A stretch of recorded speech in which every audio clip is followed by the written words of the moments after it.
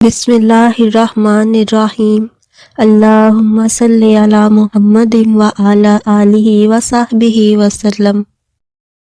حضور صلی اللہ علیہ وآلہ وسلم کے آنے کی خوشخبری سب سے پہلے کس پیغمبر علیہ السلام نے دی تھی؟ حضور صلی اللہ علیہ وآلہ وسلم کی آمد کی خوشخبری سب سے پہلے حضرت ابراہیم علیہ السلام نے دی تھی۔ کتنے سال قبل مسیح حضرت ابراہیم علیہ السلام نے یہ پیش گوئی کی؟ 3000 سال قبل مسیح حضرت ابراہیم علیہ السلام نے یہ پیش گوئی کی۔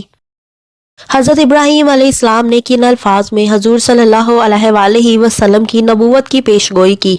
وہ عربی ہوگا، اس کا ہاتھ سب کے خلاف اور سب کا ہاتھ اس کے خلاف ہوگا، وہ اپنے سب بہن بھائیوں کے درمیان بود و باش کرے گا۔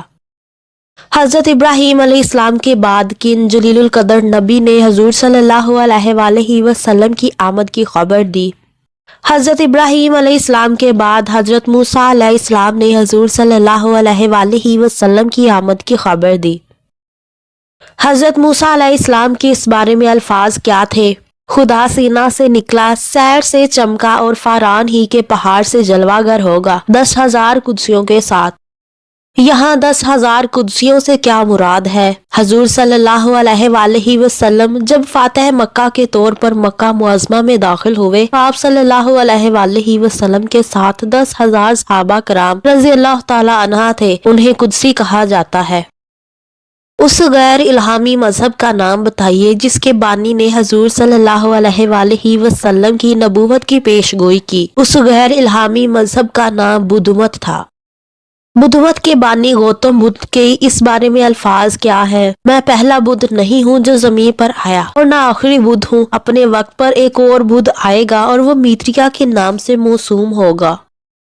میتریا کا ترجمہ ایک بدھ عالم نے کیا ہے، وہ کیا ہے؟ میتریا کا ترجمہ رحمت ہے اور حضور صلی اللہ علیہ وآلہ وسلم رحمت للعالمین تھے۔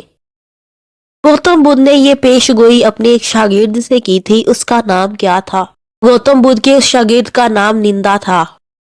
حضرت عیسیٰ علیہ السلام نے بھی حضور صلی اللہ علیہ وآلہ وسلم کی نبوت کی بشارت دی تھی، بتائیے کن الفاظ میں؟ مجھے تم سے اور بھی بہت سی باتیں کہنی ہیں، تم انہیں برداشت نہیں کر سکتے، لیکن جب وہ سچائی کی روح بن کر آئے گا تو تمہیں سچائی کی عام راہ دکھائے گا۔ موجودہ انجیلوں میں سے کس انجیل میں یہ الفاظ موجود ہیں؟ یوحنا کی انجیل میں یہ الفاظ موجود ہیں۔ ہندوؤں کی ایک قدیم کتاب میں بھی حضور صلی اللہ علیہ وآلہ وسلم کی آمد کی خبر ملتی ہے، اس کتاب کا نام کیا ہے؟ اس کتاب کا نام پرتی سوگ ہے۔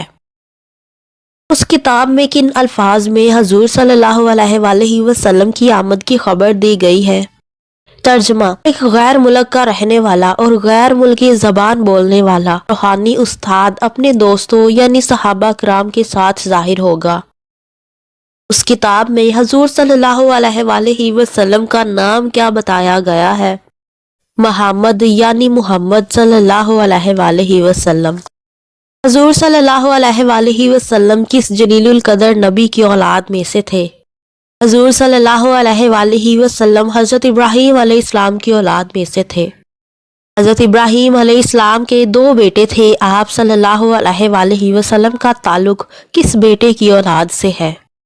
حضرت ابراہیم علیہ السلام کے بیٹے حضرت اسماعیل علیہ السلام کی اولاد سے آپ صلی اللہ علیہ وآلہ وسلم تعلق رکھتے ہیں۔